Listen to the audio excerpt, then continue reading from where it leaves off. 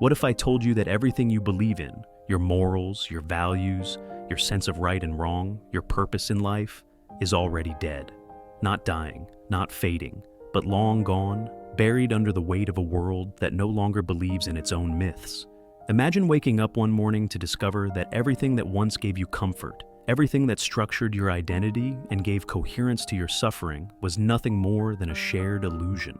The truths you thought were eternal, fabrications, the justice you believed in, arbitrary, the meaning you clung to, a desperate invention to keep the void at bay. And when the fog lifts, you're left staring into a brutal, uncaring universe. No divine justice, no higher plan, no cosmic morality, just nothing. A cold silence where God used to be.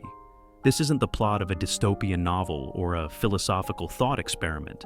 This is the haunting reality that Friedrich Nietzsche warned us about in 1882, when he declared, "God is dead." He wasn't mocking religion or triumphantly cheering for atheism. He was sounding the alarm. It was a funeral announcement, not just for a deity, but for the entire moral architecture built around him. He saw that the sacred canopy humanity once huddled under was torn apart by modernity, not because science disproved God, but because we stopped needing him.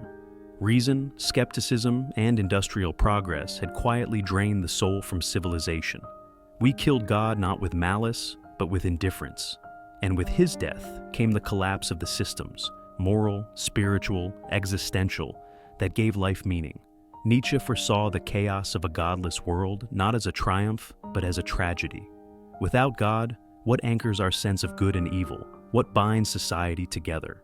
He feared that humanity, no longer tethered to a divine source of truth, would spiral into nihilism, a condition where all values seem baseless and life itself appears meaningless. This wasn't mere theory to Nietzsche. It was a looming crisis. He watched the intellectual and cultural tides of Europe drift away from faith and tradition, and he knew the consequences would be catastrophic. In his eyes, people would not rejoice in newfound freedom, but recoil from it. They would be paralyzed by the abyss of meaninglessness and seek refuge in false idols, ideologies, materialism, escapism. But these would be hollow substitutes, incapable of replacing the depth and stability that religion once provided. Nietzsche was not an outside observer. He lived this disintegration in his own soul. A visionary whose mind burned with unbearable insight, he spent his final years in isolation, plagued by illness and madness, while the world marched blindly toward spiritual collapse. The psychological toll of "God is dead" runs deep. Strip away the divine, and you're left with the terrifying responsibility of creating meaning in a universe that offers none. For centuries, religion offered more than comfort. It provided a cosmic map. It defined good and evil, framed suffering as purposeful, and gave hope beyond the grave. Without that map, we are unmoored, drifting in a sea of uncertainty. This is what psychologists now call an existential crisis, the paralyzing realization that there may be no grand narrative, no ultimate purpose. At first, this might sound liberating. No gods, no masters, total freedom. But Nietzsche warned that such freedom, without direction, can quickly curdle into dread. Who decides what's moral? What gives life its worth? Why should anything matter at all? These are not rhetorical questions. They are the crucible of the modern soul. Nietzsche understood that pure nihilism, total disbelief in all values, was unsustainable. People crave meaning like they crave air. Without it, they suffocate. So, in the vacuum left by God's death, they would create new gods: nationalism, ideology, consumerism, narcissism. People would worship the state, the market, the self, anything to avoid staring into the abyss. But none of these idols could bear the weight of true existential purpose. Nietzsche believed that only a rare kind of individual could confront this void and not collapse. That individual was the Übermensch, the Superman. Not a demigod or a tyrant, but a human who has transcended herd morality. The Übermensch does not cling to inherited beliefs or succumb to despair. They embrace the terrifying freedom of a godless world and use it to forge their own values, to live creatively and courageously in spite of the void. But what does it mean to become the Übermensch? It means facing the collapse of meaning not with despair, but with defiance. It means tearing down the comforting illusions we've inherited and standing naked before the chaos of existence. It is the ultimate act of rebellion, to create values not because we were told to, but because we chose to. Think of history's true revolutionaries, not those who sought power over others, but those who redefined what it means to be human. Artists, philosophers, saints, and heretics who looked into the dark and saw the possibility of light. The Übermensch is not a predator, but a creator, not a master of men, but a master of self. But Nietzsche also saw the darker path, the one most would take, the path where power becomes the only value, where meaning is replaced by manipulation, where the death of God becomes the birth of monsters. His philosophy was later perverted by fascists and tyrants, twisted to justify cruelty. But this was a betrayal of everything Nietzsche stood for. He despised blind obedience and mass conformity. His call was not for domination, but for transformation. So, where does that leave us now, in the 21st century? We live in the long shadow of Nietzsche's revelation. Organized religion is in decline. Traditional morality is contested and fragmented.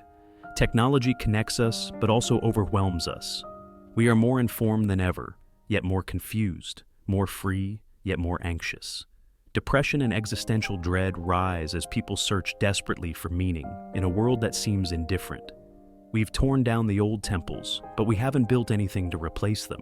Nietzsche didn't offer us an answer. He offered us a challenge, to refuse the easy path of denial or despair, to become the authors of our own existence, to make meaning not through dogma, but through the bold act of living deliberately and truthfully. Nietzsche's legacy is not a philosophy of doom, but of radical responsibility. He forces us to ask the hardest question. If there is no divine plan, what will you build in its place? If there are no absolute truths, what truth will you live by? Will you retreat into distractions and ideologies, or will you rise to the task of becoming something greater?